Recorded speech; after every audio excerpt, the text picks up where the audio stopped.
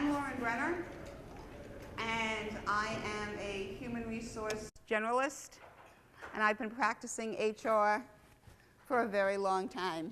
I've been practicing for over 30 years.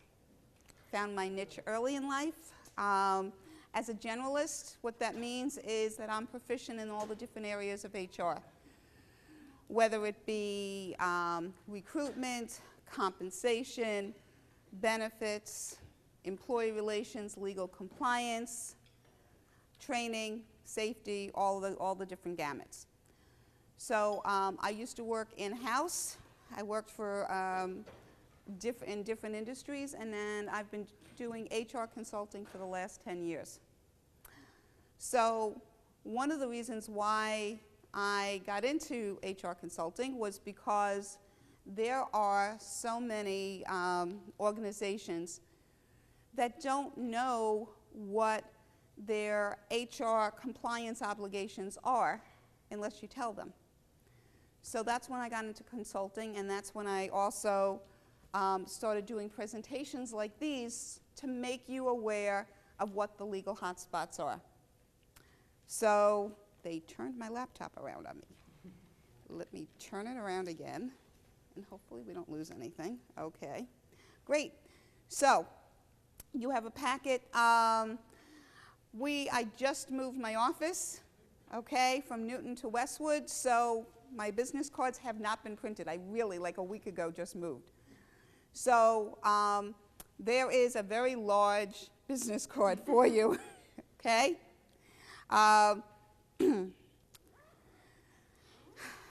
Since we have a small group, I can take questions as they come along. If there's a lot of them, I may wait till the end, okay, in a particular area. But what we're going to be covering is the top reasons why employers are being sued, current hotspots, and really an equal employment opportunity claims, HR safeguards to assist your organization and protect you, and practices, policies all organizations should have in place, no matter what size you are. We're going to start off by asking you some questions, okay? I-9 information legally needs to be retained in A, a separate file, B, in the employee's personnel files, or either of the above. How many people say A? How many people say B? How many people say C? How many people just aren't sure? Okay. Actually, it needs to be in a separate file. Okay? And this is because if Homeland Security comes knocking at your door, they don't want to have to go through every employee's file. They want one folder to look at if they're going to audit you. So that's important to know. Next question. An applicant's employee or former employee may file a harassment or discrimination complaint with the Equal Employment Opportunity Commission and also in the states of Connecticut, Maine, Massachusetts, Rhode Island, and Vermont within A, 30 days of the most recent offense, B, 180 days of the most recent offense, C, 300 days of the most recent offense, or D, there is no statute of limitation to file a complaint. How many people think it's A? How many people think it's B? How many people think it's C? How many people think it's D? It is actually C. So, if an individual, whether it's an employee, an applicant, whomever, wants to file a discrimination or harassment suit against your organization, they have 300 days to file a complaint. So think about this. You've interviewed somebody for a position, and you say, and 300 days is the time they have to file. By the time the EOC or your state discrimination board gets around to sending it, could be another 30, 60 days. That's a year later. Are you going to remember your applicant? So you better make sure you have great documentation on why you didn't hire someone. And we'll talk more about that as well. But that's something for you to be aware of. OSHA, which is the Occupational Safety and Health Act, has record-keeping requirements, and it applies to employers with, is it 1 employee, 11 employees, 25, or more than 50 employees? How many people say A? How many people say B? How many people say C? How about D? It is actually B.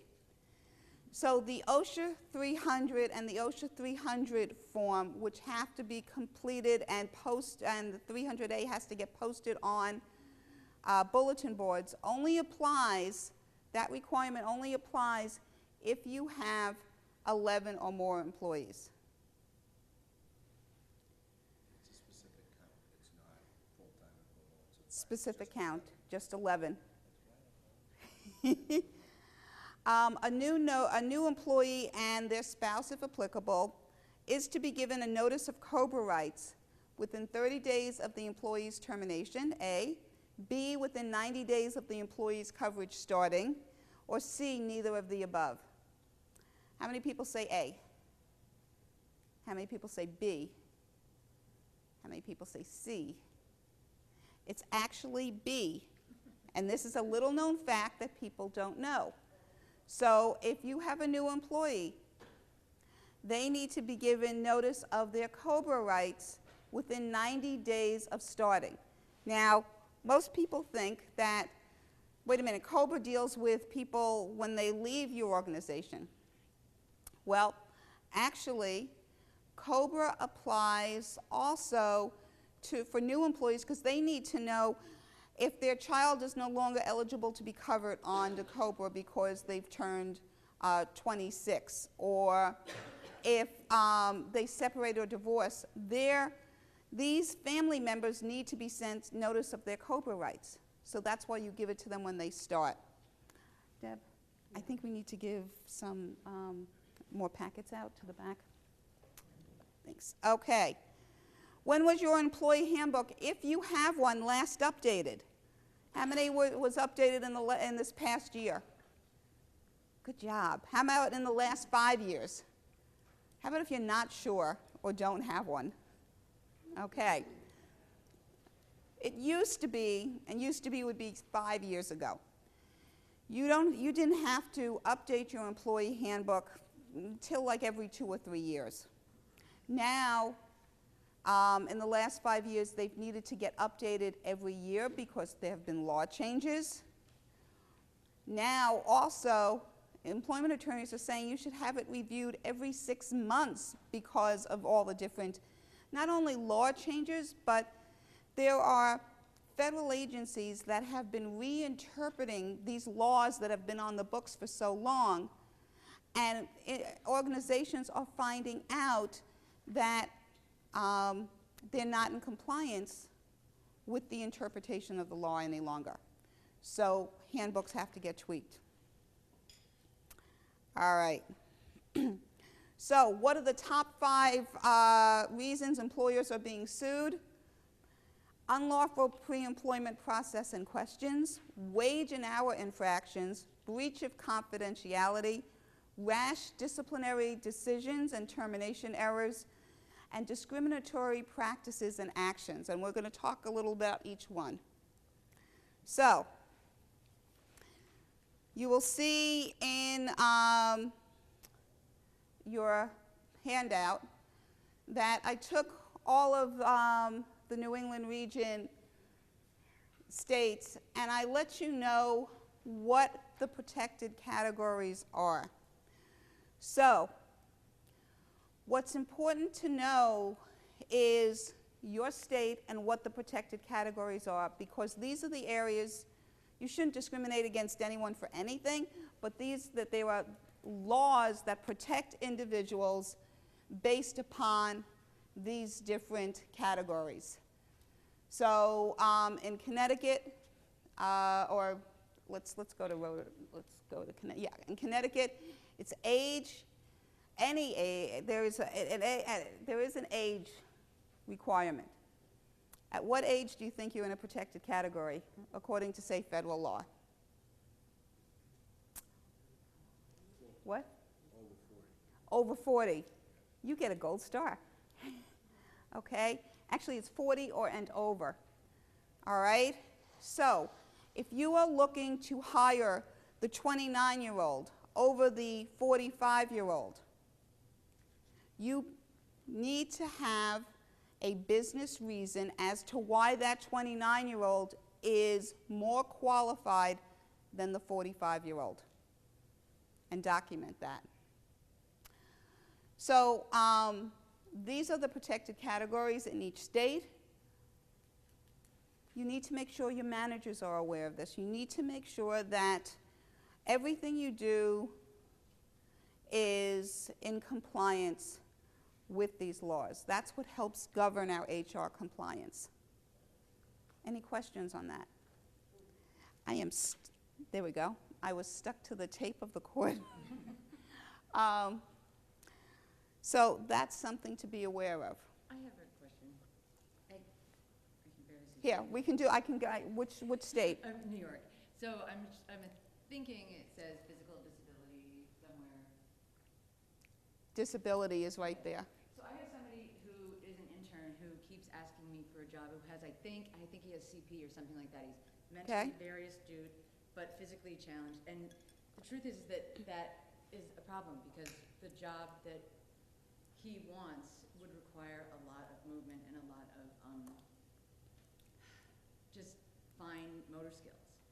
Now, I'm in a bind because I know that, because he's very tenacious. And I've told him, like, why don't you look more into editing, you know, but I feel like I'm on a very sticky. How many employees do you have? We have 8 full-time. Okay. I believe the Federal American Disabilities Act doesn't apply, but your state, I don't know what the numbers are. It may even be 1, so that I'm not sure. You should have a job description, and it should state the physical requirements. Okay. That It you can does. show them. The second thing is, under the American Disabilities Act, that's one of the areas that has been reinterpreted over the last few years, and you may need to look at what is a reasonable accommodation that the person may need, and what would be an undue hardship. On our business? Yes. Okay. Okay? Thank you. And that's the way to look at things from that standpoint. All right, so unlawful pre-employment process and questions. You need to think about the questions you are asking. You cannot ask any questions that may inform you as to someone being in one of the protected categories of your state.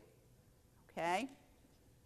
So you cannot ask someone if they have been, how many times they've been absent in the last year from their current employer. You cannot ask someone if they're over 40, if they're married. You also cannot ask somebody if they have a car.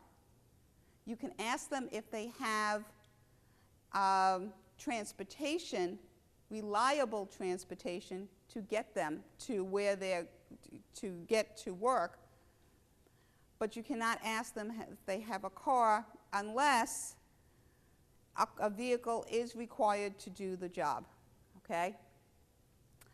So, but if it's just getting back and forth to work, or even if it's, even if they need a transportation to get to and from sites, they may have a family member, a friend that would drive them. So you can let them know what the requirements of the job are, and that you don't provide transportation, and ask them, would they be, you know, would they have transportation to get them to each of the sites? Reliable transportation, that's the key word, okay? Now, if somebody says to you that they have, I don't know, say the job is, can the job be flexible on my work schedule on Tuesdays and Thursdays because I have to take a family member for dialysis? Well, they've just informed you that someone that they know or someone they're associated with has a disability. It does not mean that they've opened the door for you to walk in and ask them about that. You want to stay clear of anything that informs you of their being in a protected category. Whether they, this job requires that you lift solely and safely up to 50 pounds, and the person says to you, I'm healthy as a horse, for 55 years old. Well, they've just told you their age. So for any of these situations, you just say that right now, we're here to talk about your skills and experience, and move on to your next question. Don't ask them anything about it, because you're not allowed to legally, okay? You could find yourself with a discrimination or harassment complaint. Requesting criminal history information. More and more states have what's called ban the box, and where on employment applications you cannot ask about their criminal history.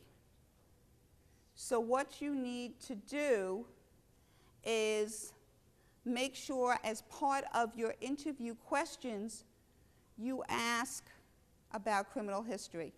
But there's a way that you have to ask for about it. One, you can ask if they've ever been convicted of a felony. You can ask them if they've been convicted of a misdemeanor in the last 5 years. Okay? So that's what you need to recognize. Misdemeanors in the last 5 years.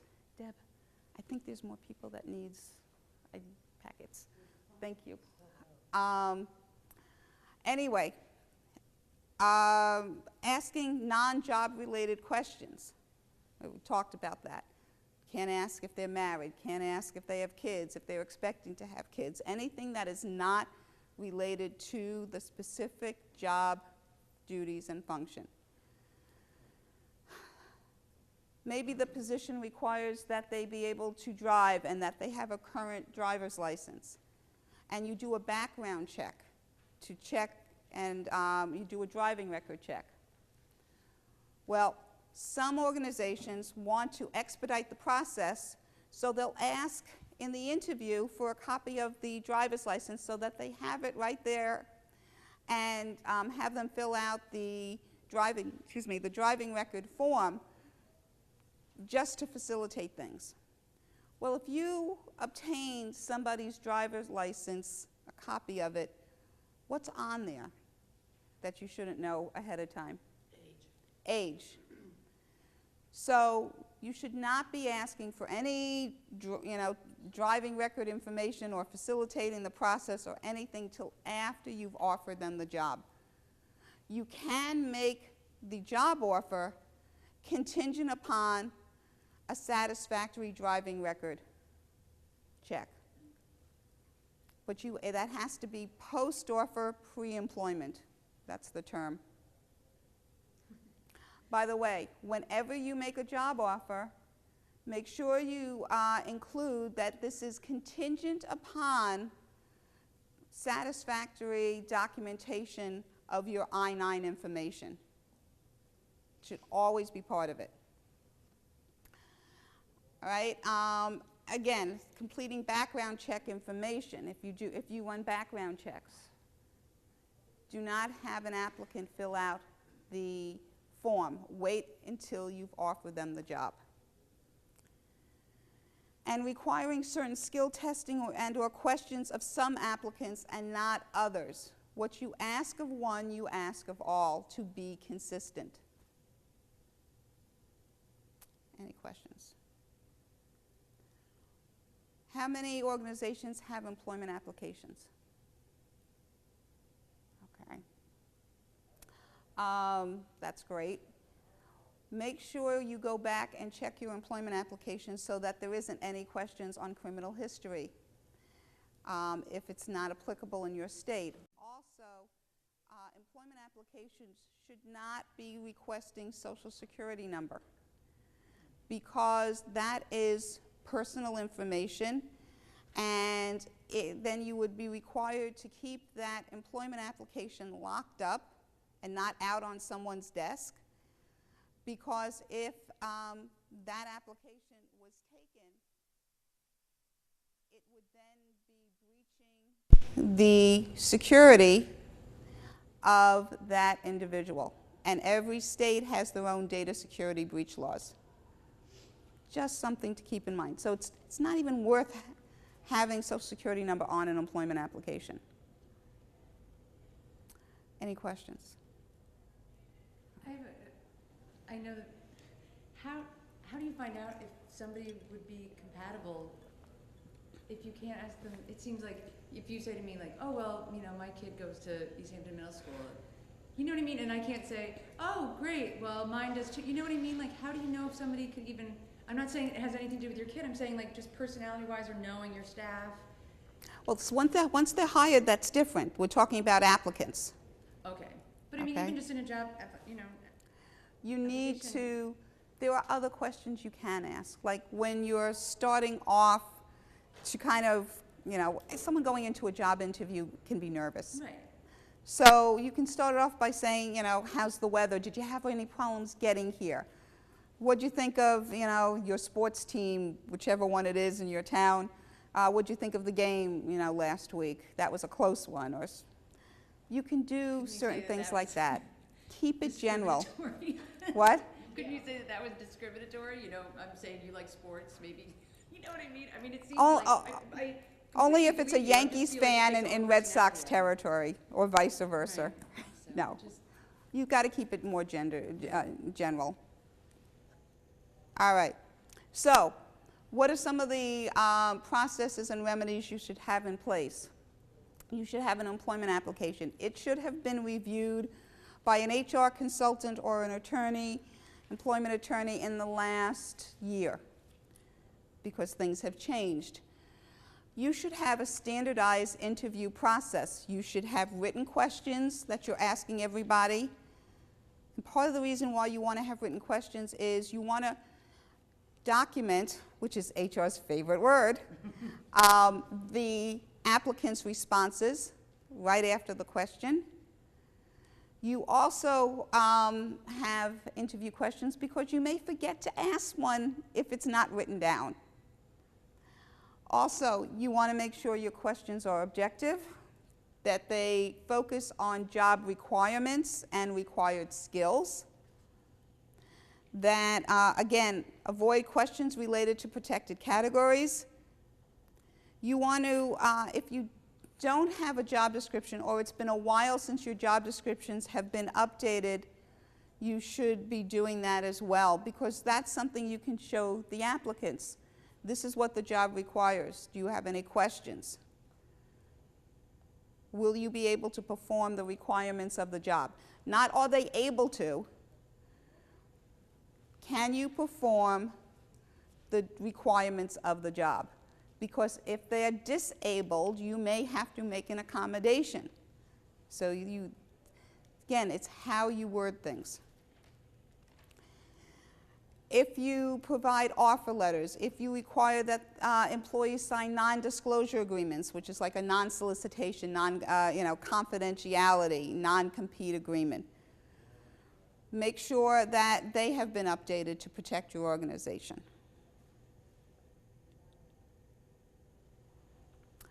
Wage and hour infractions, next category, next topic.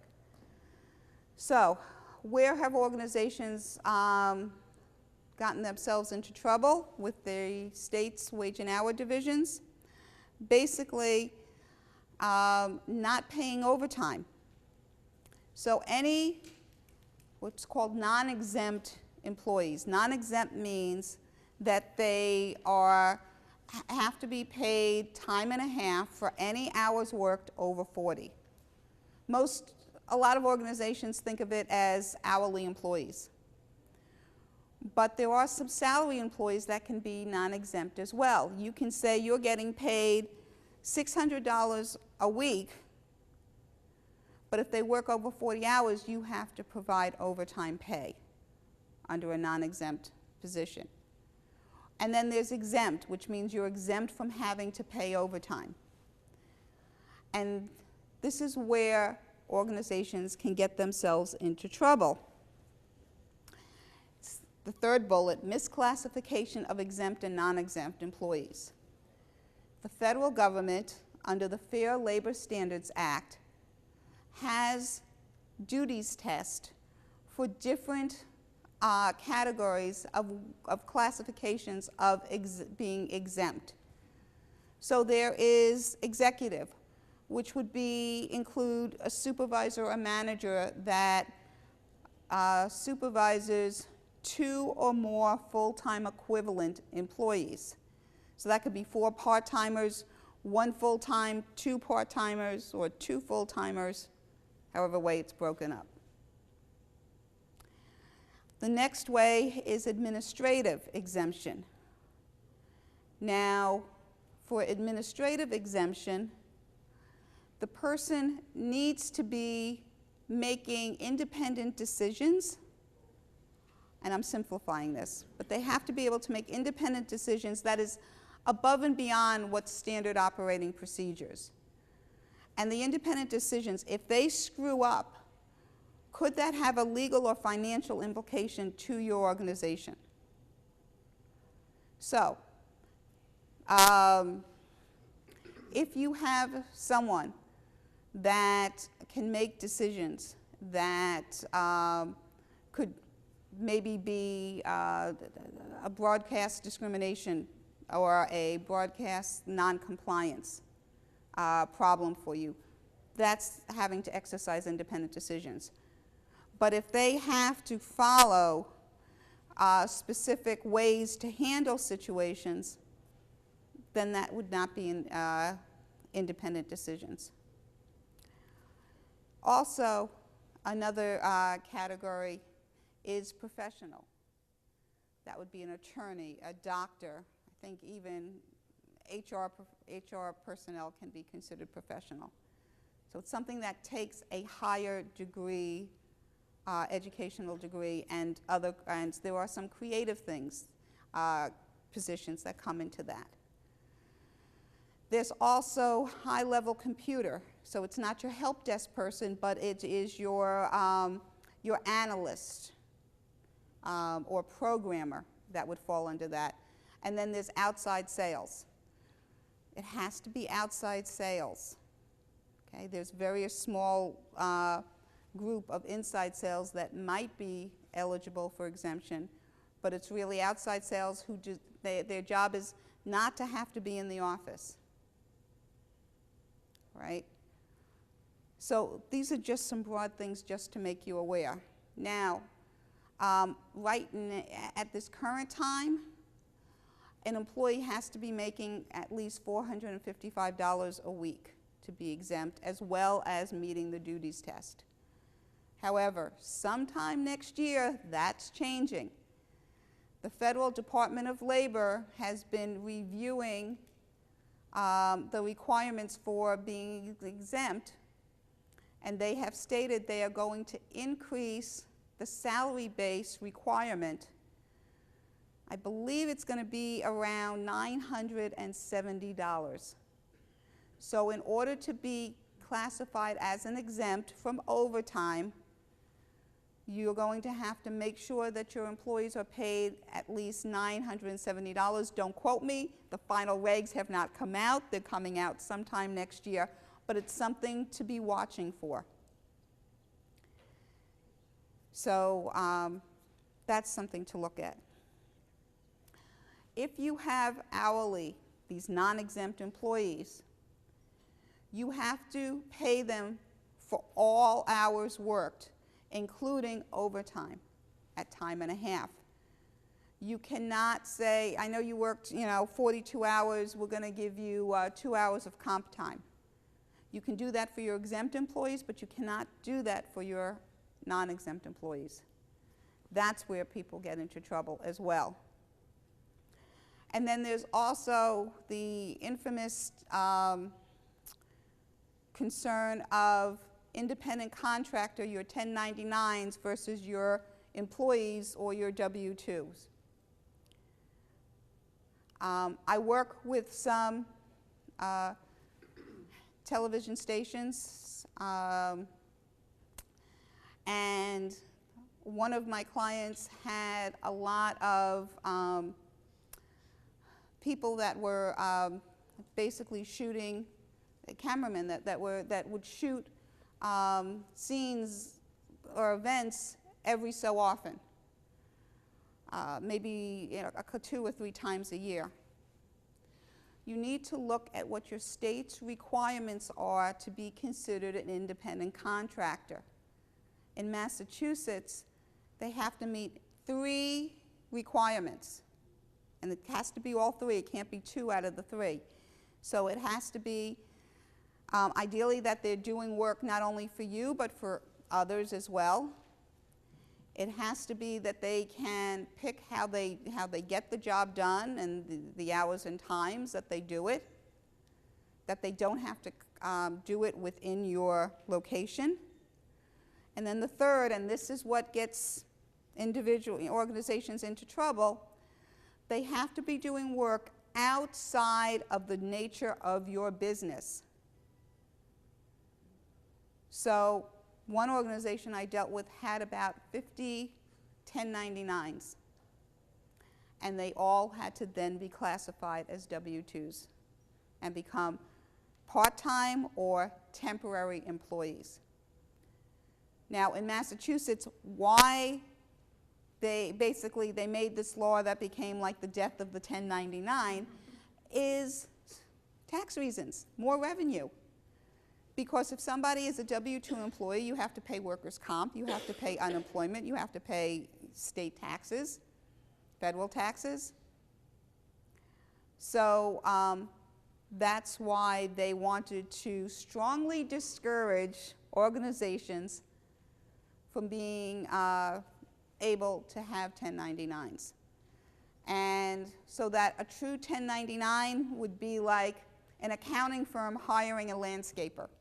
Definitely not in the same business. So that's something to keep in mind. Question about that? Yes. I have some students, actually we had to make them employees because at certain times of the year they do more things. Okay, the reason why is one of them is a football player. So during football season, he doesn't do a lot of work for us, Mhm. sometimes not even at all. And then we'll start back up again in January. So what do you consider then? We had to make him an employee because he uses our equipment. Yep. We tell him he has to be there at that specific time and that, whatever he has to do, so. You classify the person as either a part-time or a temporary employee. So temporary. And then you have to always put them back in because what happens in that period of time when they're not doing it? You can just make them a part-time employee, or you make them a temporary, and when they are all leave, part-time, you can just say that if they're temporary, you have to bring them back and At least re-enter sometimes, everything. Okay, What you can do is keep them at part-time and put them on a personal leave of absence. in between. Mm-hmm. And who decides, because right now we're coming into that situation where someone actually changed their position where they are working at their other job. So how do you decide if that person's gonna stay with you as a part-time person? Like, you can't ask them, hey, are you gonna stay working with us? Why not? I can do that, right?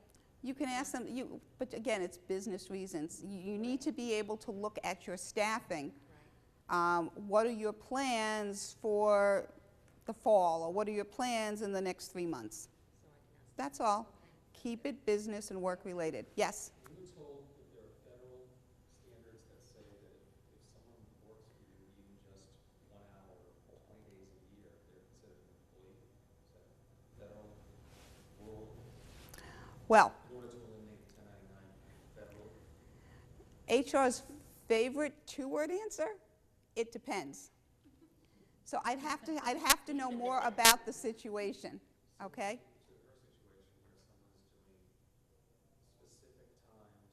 Have to be there to cover that event, so they're not defining when they're going to be working or where. Temporary, or you would just keep them as a temporary employee. or, you know, or a per diem employee. Okay? I don't- So that's what you would need to know. Any other questions? Yes? I had a question. I think that I have non-exempt staff members. That seemed like a kind of a vague description of, you know, like what the administrative definition was. But have any wiggle room? Like, we work on like a 2-week payroll period. So Bi-weekly. bi-weekly, yeah. So there's times when we have like an emergency and someone ends up working 4 extra hours. So like, just make sure you take off the 4 extra hours. If they are exempt and they meet the exempt classifications, then you can do comp time. If they are hourly or non-exempt, then you have to pay them that 4 hours at time and a half. And what if you classified them incorrectly on their, like, on the letter they received of employment? Like, a letter of employment, you say you are salaried. If Then- you're dead wrong on that, and yet they signed it. Okay? I don't have enough time to talk to you about that. But there's ways to handle, okay? All right. And you're not the first one to go through this. Let me just say that, okay? You have to pay back wages for 2 or 3 years. Depending on the state, in Massachusetts, it's treble damages, so it's triple the amount, plus attorney's fees, court fees, and other. I'm 20 years out of it, so 20 years is probably well overdue. Yes? Yeah. And 20 years ago, the laws may have been a little bit different. Okay. Now, not only is it your state, but IRS states a 20-factor test as to what is considered exempt, all right, from an IRS standpoint. So I'm not going to get into each of these, but it's listed clearly here as to what would be exempt. Independent contractors. Again, if you fail to meet the legal definition, you will have to reimburse the employee for wages that they should have been paid under the Fair Labor Standards Act, including overtime, minimum wages, and benefits. You will have to pay the back taxes, as I talked about, as well as the workers' comp. Particularly if you have an independent contractor that should have been classified as an employee and they get hurt, you have to go back and deal with the workers' comp consequences and penalties. So what should you do now? You should go back when you have the time, because I know there's other things you have to do, and review your criteria for overtime pay. Ensure you're in legal compliance and paying all employees for all hours worked if they're non-exempt. Review your 1099s versus your W-2s. And look at your exempt and non-exempt positions. Look at who determined who was exempt and non-exempt and talk to them and find out why they thought that the position could be classified as exempt. A lot of times, individuals are not aware of the state and federal laws governing exemptions, and they said, oh, well, we need them to work this time, we're just going to make them exempt so we don't have to pay overtime. That's where organizations get into trouble. I'm still assisting organizations today that are in this situation to help them get out of it, right? One of the things that may be helpful to organizations will be when they change the exempt classification next year. It could be a great time to be saying to individuals, you know what, the federal government has changed things and this is what's required to be exempt. Your position is now going to be classified as non-exempt. Maybe an easy way to handle that, but we can talk too. All right, I am a big proponent of job descriptions. Job descriptions to me are your basic building blocks. You use them when you're recruiting so someone knows what the position requires. Now, job descriptions should be stating not only what the duties are, but also the skills, the experience, and the physical requirements of the job. And when you talk about the physical requirements, you should be saying that the position requires that you solely and safely lift up to 10 pounds, 20 pounds, whatever is reasonable and required of the job. You should also be including in that section if travel is required and how much percentage of time. You know, is 20% of the time travel will be required. Employee must be required to maintain a current driver's license if that's a requirement, all right? The position's going to require that you be able to bend, stoop, kneel, whatever. When you're dealing with camera people, that's, you know, you want to make sure it's specific and that that's in there. Job descriptions are also important for performance management, so that if an employee is not doing what is required of them, you can then go back to the job description and review it with the employee and say that the position required this, this, and this. By the way, when you have your job descriptions done, make sure you give a copy to the employee and you have them sign off on the job description to go in their personnel file so they can't say they didn't know it. And when you update it, you need to do that. All right? Performance and management includes job development. And if someone isn't doing what they should, again, you can use that in your performance improvement plans.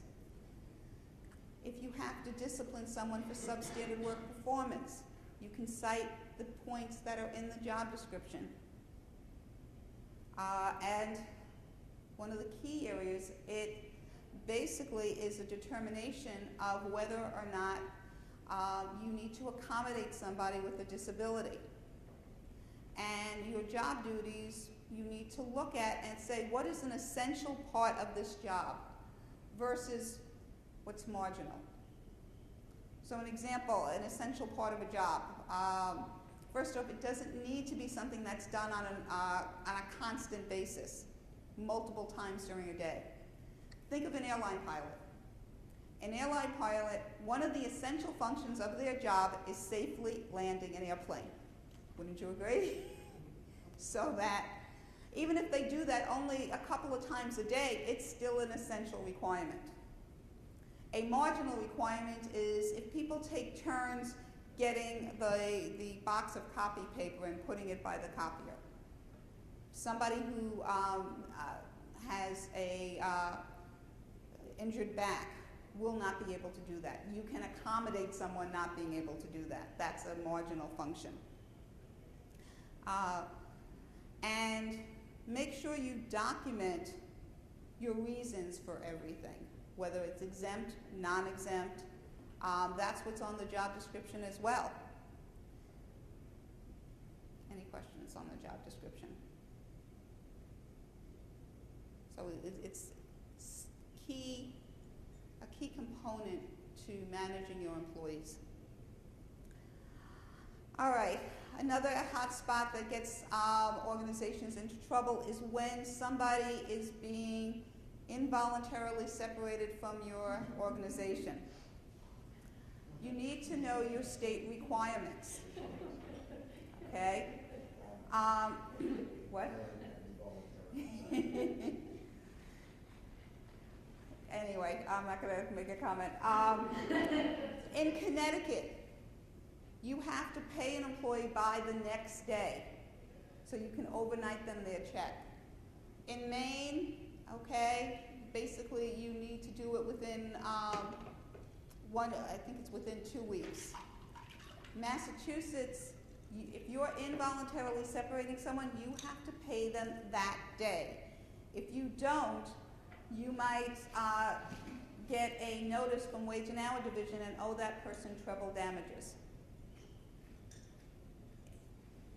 That's not as bad as California. California, if you involuntarily terminate someone and you don't pay them on that day, that amount of money is owed to that person every single day until you pay them. I had a client contact me after the fact and say that they had received an attorney's letter from California because saying that they owed all this money for someone. And I said, and how long was it until you paid that person you involuntarily terminated? And they said a week. I said, yes, you owe them 7 days, that amount. And I said, do me a favor, next time if you're going to separate someone, give me a call first, particularly if it's out of state. New Hampshire and Vermont, within 72 hours. New York and Rhode Island, it's the next payday. New Hampshire, exempt employees. Say you have a biweekly payroll and you terminate a exempt person on in the first week of that payroll. You owe them for the full pay period. So you owe them for that other week that they're not technically working for you. So that's something to keep in mind. You have to pay vacation pay. If you lump everything together and call it paid time off, you owe that to them also upon their separation. And if there's any commissions, you may not know what the commissions are going to be till the next month. It's okay to wait on that. But it has to be sent out under the normal payment plan and not delayed. Lauren, if you use a payroll company, What? if you use a payroll company Yes. in Massachusetts, Yes.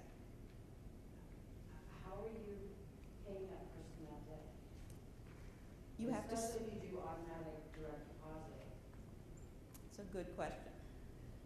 A few things you should know. One, talk to your payroll company and find out if we have to involuntarily terminate someone, can you overnight a check to them? So that maybe in advance you know you're going to separate somebody, let them overnight it to you, and so that you have it. And make sure you pay the person for that next day. That you have to pay 3 hours in Massachusetts for calling, but I would just pay them for the whole day, just so you don't avoid any legal problems. Also, if a situation arises and it is egregious and that you're going to, it's just going to be instant termination, I always say take a pause anyway, just to make sure that you're not acting out of anger. But what you do is, it's recommended to suspend the person. Put them on an unpaid suspension until you can get the check. We're going, listen, we're going to put you on an unpaid suspension for 2 days, and then we're going to have you come in and we'll discuss the situation. Okay, did you have a question? Well, I don't want to completely change the subject, but we're talking about involuntary terminations. Someone decided they're leaving you from full-time to part-time. Okay. Okay, I want to make sure my payroll company told me the right thing. I don't have to pay them for vacation time right away. No, because they're still working for you. Yes. Yes. Okay. Okay, there we go. All right. Third area that gets organizations into trouble. Now, we work for small organizations where everybody knows each other, everybody cares about each other. But there are situations where you need to know you cannot share information. So, if you're frustrated, you cannot share with someone's coworker that they're not doing their job or that they screwed up. That's a breach of that employee's confidentiality of their work performance. Your reason for terminating someone cannot be shared. There was a huge case involving Staples, okay? Staples, big organization, where a senior VP involuntarily separated a salesperson for completing fraudulent expense reports. After the person was terminated, he sent out an email to the entire organization letting them know that expense reports had to be submitted correctly. And everybody knew then why that, you know, it was though just the way it was done, people knew that it involved that salesperson. That person, of course, found out, and there was a whole big legal case involving the Staples and breach of confidentiality. HIPAA, which is the Health Insurance Portability and Accountability Act. There is a section of HIPAA which talks about privacy of an employee's health information. So, if Lauren is out because of a appendectomy, okay, and Deb, who I work closely with, wants to know, you know, why is Lauren out? You cannot say that she had an appendectomy. You need to just say that she's out for a few days or she's out for a couple of weeks. The only way you can share Lauren's medical information is if you ask Lauren, you know, by the way, people are going to care. Can we tell people? Preferably ask Lauren in an email so you have it documented. My favorite word. What? And not while she's under anesthetic. Yes. Well, you don't know that. It's an email. So those are some things to keep in mind. People, the only people you should be sharing information with is those on a need-to-know basis. So if Deb needed to make sure there was coverage and I was supposed to be providing that coverage, yes, then my manager could tell Deb why I was out. Okay? Need-to-know basis. We have a healthcare reimbursement arrangement with people, and do you have any recommendations on, because it's very, it's not uncommon that we, you know, someone gives us the bill from their doctor's office, and, you know, I always make sure they cover up whatever procedures they had, but it's still like, I can see that it was the urologist or whatever. You're on a need-to-know basis. You just can't share it with anyone. Okay? I have another question about the sick time. Our staff share Google calendars with each other, Okay?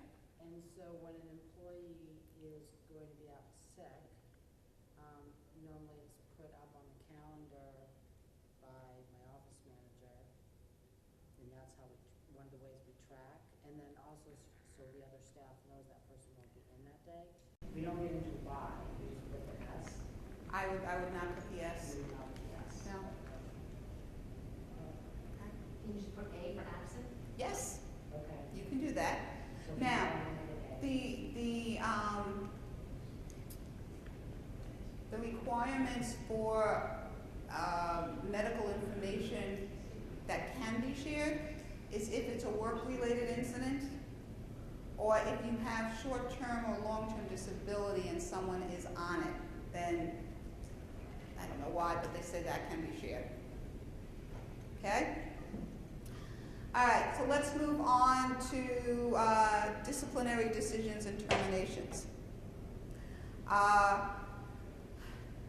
At one point, for a couple of years, I headed the HR department for an organization that also included car dealerships.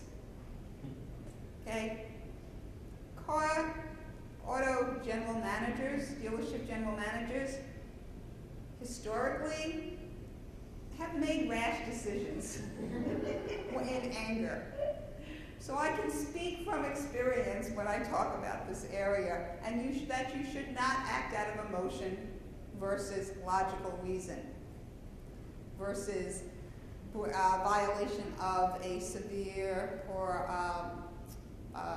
employment practice or policy. There have been 3 occasions in my career where I have had the distinct displeasure to have to inform my manager that they had to rehire someone that they fired because it was going to bring a probable discrimination charge against the organization.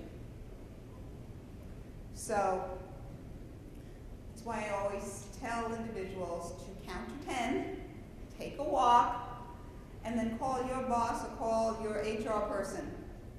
All right? Don't act out of anger. You also,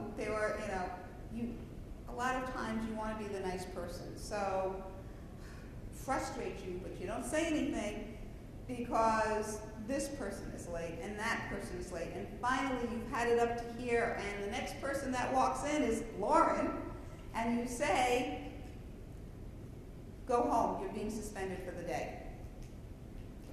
Well, the two male employees under 40 were ignored, but Lauren, who's a female and over 40, I'll admit to that, is being sent home and disciplined. So you need to make sure what you do for one, you do for all. So if you are fed up with being the nice person and people taking advantage of it, you send an email and a memo out to all employees, and make sure that they've acknowledged receiving it, stating that their employees have been lax about being at work as they need to at their scheduled times, and therefore, going forward, if someone is going to be late and it's deemed unexcused, disciplinary action will be taken. That way it's across the board and you can do what you want going forward. Other times where individuals have gotten into challenges is when they haven't let the employee give their side of the story. I have been in situations where either the disciplinary warning's been all written, or we've been about to terminate someone, the checks are cut, it's sitting in the folder, ready, and you're in that meeting, and you say, listen, we're aware of this situation and what happened. And then either you find out information from the employee that gives you pause to need to investigate further, or realize what they did was an error, but it wasn't done maliciously. And then maybe you want to give them a warning instead, or maybe you want to give them a one-day suspension, but it doesn't warrant termination. So you need to just keep these things in mind. Any questions? Okay, so what are your safeguards? Be consistent. Actions taken with one employee, make sure you do it with others in similar situations. Ensure your 100% facts are accurate. Keep that in mind. And my favorite one-word answer, document. Yes? I'm nervous to read them, but so I inherited an employee, and there was no documentation about what her job description was or anything, but essentially she was supposed to be the executive director's assistant, which is my assistant, and she was incompetent. I mean, I'm not just saying like that, I mean utterly incompetent, but I have no way of kind of proving that because I have no job description. What should I do? Immediately drafted a job description, Okay. review it with the individual, and let her know this is what you're evaluated on. This is what needs to be accomplished. Now, in the job description, you shouldn't just be saying you need to complete the expense reports. You need to state you need to complete the expense reports timely and accurately. Okay, so you have to be specific. And there were even things where she was like, well, I was hired to do this, and I couldn't have any say anything, so I should have redrafted the job description. Yes. And okay, great. Yep. Now keep in mind, you have my contact information. I'm a consultant.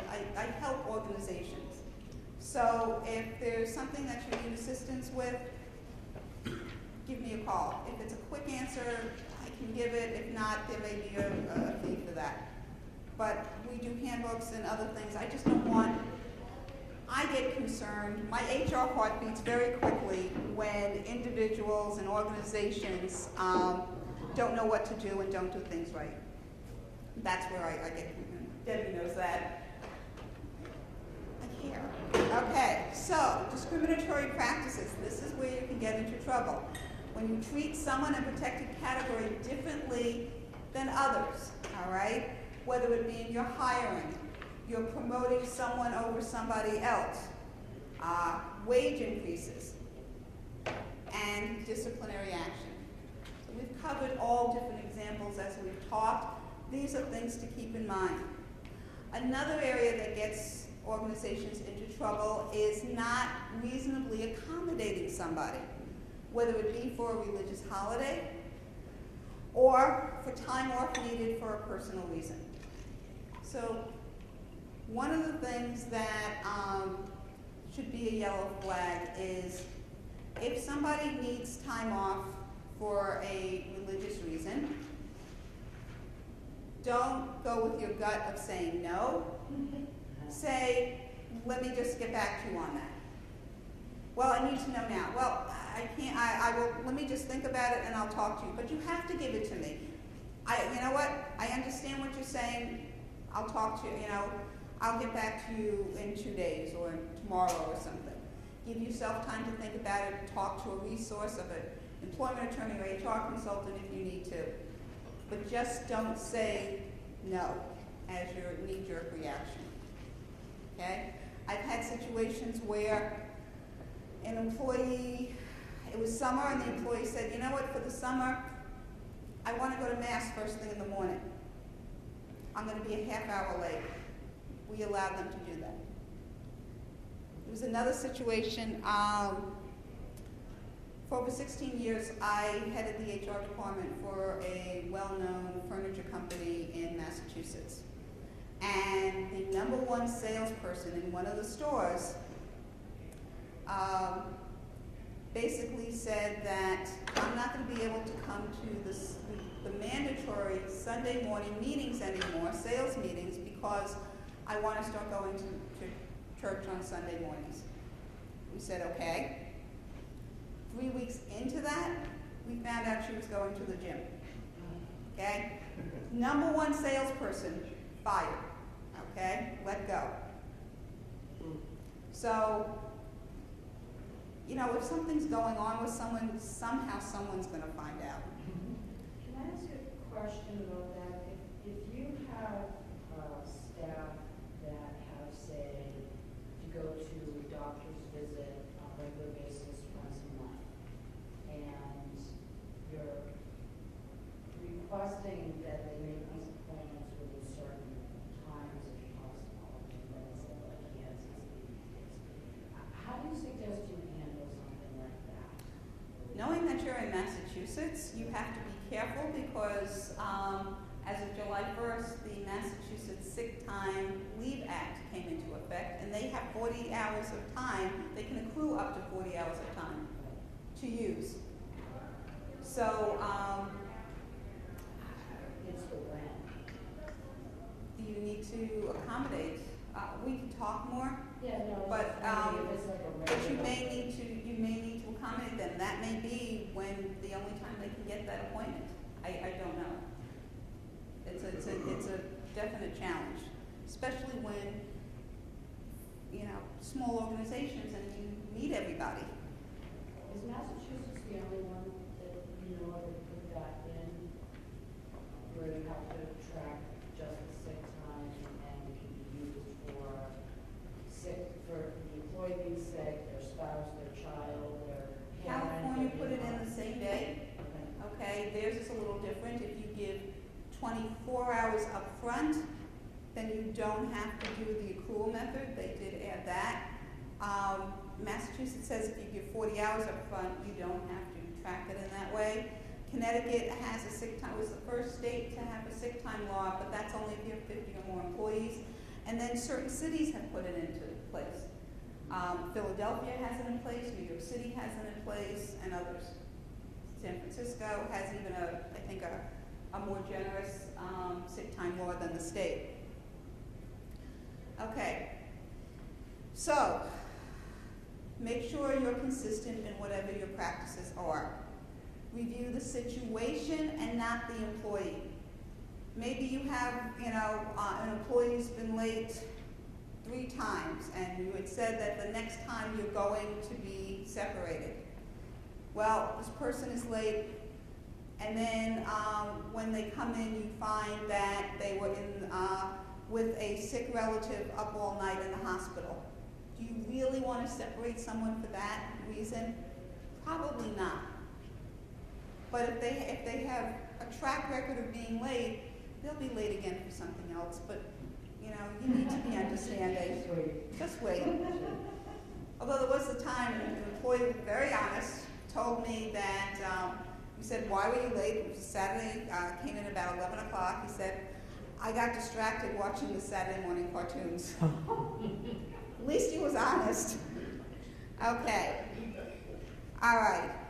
Remember your protected categories in whatever you do.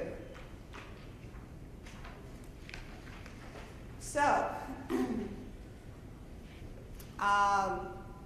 there were a number of EEOC claims that have been occurred that you need to keep in mind.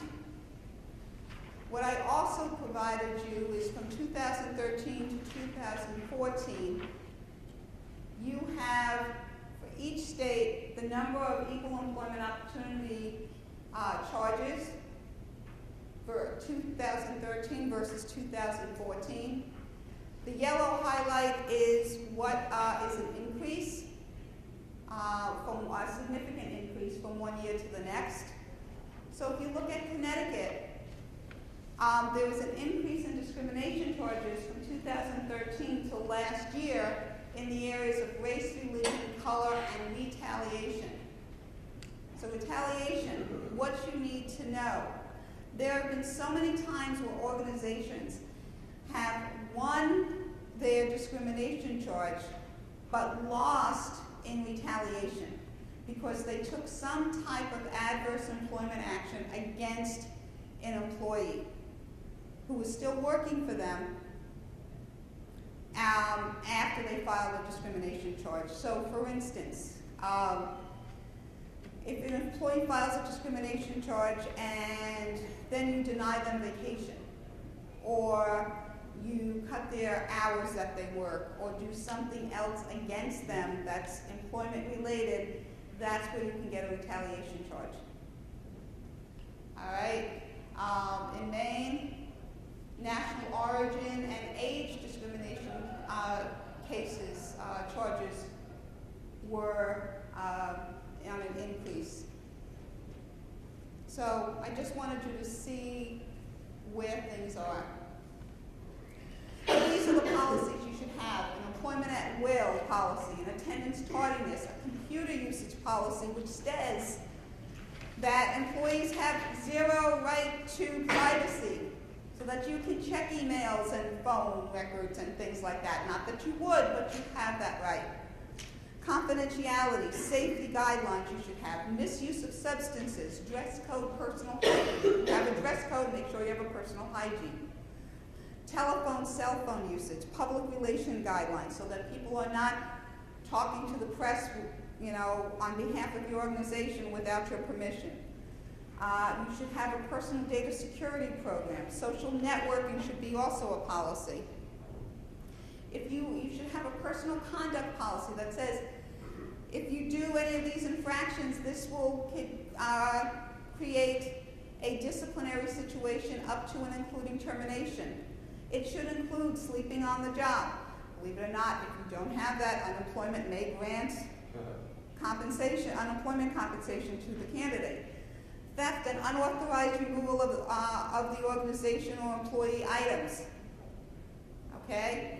You don't call it stealing. You say unauthorized removal, or else you could be hit with a slander complaint. Fraud, misappropriations of funds. These are the things you should have. And only have policies that you will adhere to. If you have one policy that you, in your handbook, that you discipline somebody on, but you don't discipline somebody for something else in the handbook, that person who was disciplined and may be terminated will say, in an unemployment hearing or discrimination hearing, I didn't know I would get fired. Yes, it handbook, but this person did this and nothing happened to them. Be consistent in your compliance and only have policies that you will adhere to. Data security breach. Make sure anything that is considered personal information, and you need to look at what your state defines as personal information, that you keep it protected.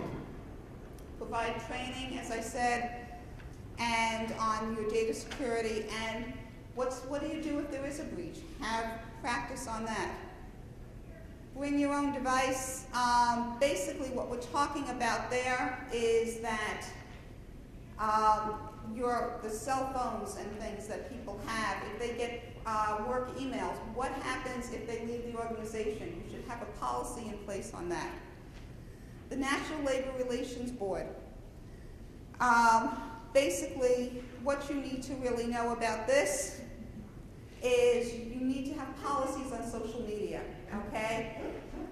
This individual, or someone like him, basically, Massachusetts employee contacts his employer and says, I'm not going to be in tomorrow because there's a family emergency in Connecticut. Manager says, fine, hope everything's okay. Over the weekend, another employee who's Facebook friends with this guy goes and sees a post, forwarded it to his manager of the guy who that day that he took off was a Friday. It was October 31st, and he actually wanted a long weekend to go to someone's Halloween party. So the manager emails him and says, hope you're feeling better. By the way, nice wand. Okay, yes. Employee calls in sick. Yep. You let him on Facebook doing a private shoot. Yeah, it's dishonesty. I just had a situation where an employee called in sick and the manager is walking down the street in Boston and sees the person. Okay? All right. National Labor Relations Board and social media. This alone could I'm sorry, I put more things in here than I had. What you just need to know is under the National Labor Relations Act, which is a federal law, employees have a right to speak. Meaning you cannot let an employee know that they cannot discuss how much they make with each other. You cannot discipline somebody or counsel them that they cannot talk about working conditions. This is all covered under the National Labor Relations Act. Okay? Make sure that you have your policies in place so that people can't download things onto the computer that can cause viruses or any malware. Make sure you have policies in place for corporate content, that someone can't go and post something without saying that this is my opinion and not that of your organization. If an employee wants to like something, they're covered under federal law. It's like an employee wearing a campaign button. It's freedom of speech. So there was a case about that. There was. Just a quick question. An employee covering the city council meeting talking about what the city council should do. Let me talk to you after. Let me just get to this, okay? Basically, a nurse posted something on Facebook that when that Washington shooting happened, where the security guard injured one of the assailants, the elderly assailant. Basically, she said that the guy should take gun practice lessons because he should learn how to shoot better. They disciplined her. They suspended her. She sued under the Stored Communications Act, and she lost. Okay? Because the Facebook post was given to the manager. The manager didn't ask for it. That's something key. Okay? You cannot discriminate against somebody who is pregnant, and that includes allowing an individual, a woman at this point, to express their milk. Okay? So you have to give them the time, and you have to give them a private office that can lock. You You can't tell them to use a bathroom, you cannot tell them to use go out to their car. Right? We talked about that. You cannot discriminate against somebody for their religion. That includes their religious garb and what they want to wear. So I just gave you some information about that. All right. E-cigarettes. If you have a no smoking policy, make sure it includes e-cigarettes. If you want to, okay? Yours does. Medical marijuana. The one thing I want you to know is any state that allows medical marijuana does not, the law specifically says you do not have to allow the person to be high at work. Okay? So you can suspend or terminate somebody for that. All right? Let's see. I think that was it. I just want to point out that the Northeast region is going to be working with on put together a 2-day weekend, hopefully early next spring, late winter, early spring. So if you're not on our listserv, you want to be, sign up for that because clearly there's a lot more things going around all this that we can't do in an hour and a half. So the 2 days that she does for other organizations. Okay. I'm sorry, I only had 1 minute left. There was a lot to cover. So let me just say I'll be around for a few minutes if you have questions afterwards that you want to ask me. And you have my contact information, and I thank you for your time. Thank you.